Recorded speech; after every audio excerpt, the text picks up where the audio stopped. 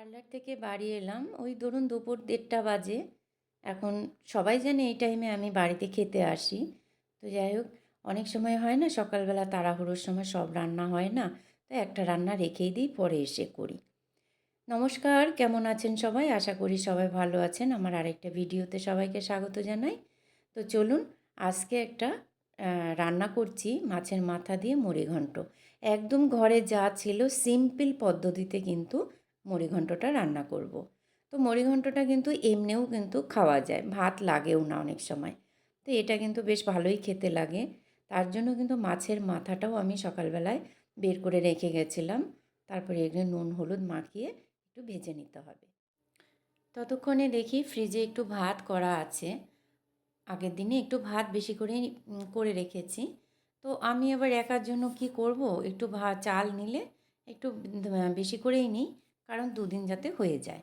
তো যাই হোক, সেই ভাতটা একটু বের করে নিলাম, আর একটু পালং শাকও করা রয়েছে, এটাও একটু বের করে নিলাম। আর সকালবেলা তো মাছের ঝোলটা করেই গেছি, এবার ভাতটা কিন্তু গরম করে নেব। তো একটা লাপালার প্লেটটা দিয়ে কিন্তু ভাতটা গরমে বসিয়ে দিলাম। এই ধরুন 2.5 থেকে 3 মিনিট মতো ভাতটা গরম করলেই কিন্তু একদম গরম ভাতের মতো হয়ে যাবে। তো যাই হোক, চলুন দেখি এবার মাছ ভাজাটা কী পরিস্থিতি। তো এক পিঠ হয়ে গেছে ভাজা, এবার আরেকটা পিঠ কিন্তু উল্টে দিতে হবে। তো এইভাবেই কিন্তু মাছটা ভালো করে উল্টে পাল্টে ভেজে নিতে হবে। মাছটা একটু বেশ ভালোই ভেজে নেব। তো মাছটা ভাজা হয়ে গেছে, এবার তুলে নেব। মাছটা তুলে নিয়ে এবার দিয়ে দিলাম ওই মাছ ভাজার তেলের মধ্যেই একটু গোটা গরম মশলা, দুটো তেজপাতা, আর একটু জিরে ফোড়ন। তো শুকনো লঙ্কা থাকলে শুকনো লঙ্কাও দেওয়া যায়, তো আমার কাছে শুকনো লঙ্কা ছিল না তাই দিইনি। এবার সকালবেলায় কিন্তু আমি 1 কাপ চাল, গোবিন্দভোগ চাল ভিজিয়ে রেখে গেছিলাম। তো সঙ্গে সঙ্গে ধুয়েও দেওয়া যায়, তো আমি দেখলাম যে না, ভিজিয়ে রেখে গেলে রান্নাটাও একটু তাড়াতাড়ি হয়ে যাবে। ওই তেলের মধ্যেই কিন্তু ভালো করে নেড়ে চেড়ে তারপরে দিয়ে দিলাম 1 চামচ আদা বাটা। তারপরে দিয়ে দিতে হবে 3-4টে কাঁচা লঙ্কা দিয়ে দিলাম চিড়ে। তারপরে স্বাদ মতো লবণ আর পরিমাণ মতো হলুদ। হলুদটা খুব বেশি লাগবে না, কারণ তেলের মধ্যে হলুদ ছিল, চালটা এমনিই হলুদ হয়ে গেছে। তো যাই হোক, তারপরে দিয়ে দিলাম 1/2 চামচ জিরের গুঁড়ো, আর দিয়ে দেবো 1/2 চামচ মতো লঙ্কার গুঁড়ো।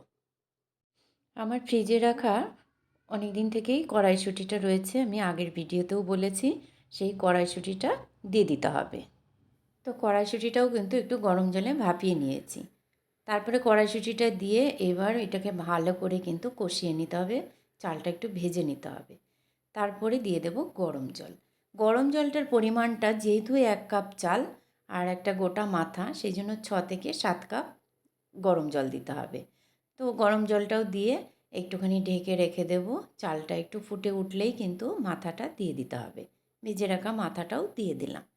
তারপরে কিন্তু আবারও 2-3 মিনিট কিন্তু আমি ঢেকে ঢেকে রান্না করব। ঢেকে রান্না করব যতক্ষণ পর্যন্ত চালটা সেদ্ধ না হচ্ছে, ততক্ষণ কিন্তু ঢেকে রান্না করব।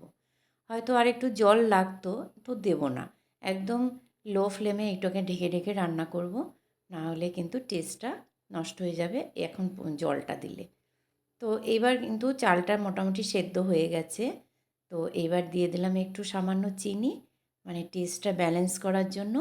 আর দিয়ে দেব একটু গরম মশলা আর 1 চামচ ঘি।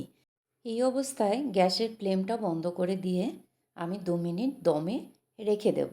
তারপরে কিন্তু গরম গরম পরিবেশন করার পালা। তো এটা কিন্তু শুধু শুধু খেতেও কিন্তু খুব ভালো লাগে। দুপুরের লাঞ্চের জায়গায় কিন্তু এটাও কিন্তু খাওয়া যেতে পারে। তো ভিডিওটা কেমন লাগলো একটু কমেন্ট বক্সে জানাবেন। পুরো ভিডিওটা দেখার জন্য অসংখ্য ধন্যবাদ। পরের আরেকটা ভিডিওতে দেখা হবে। সবাই ভালো থাকবেন, সুস্থ থাকবেন এবং সাবধানে থাকবেন।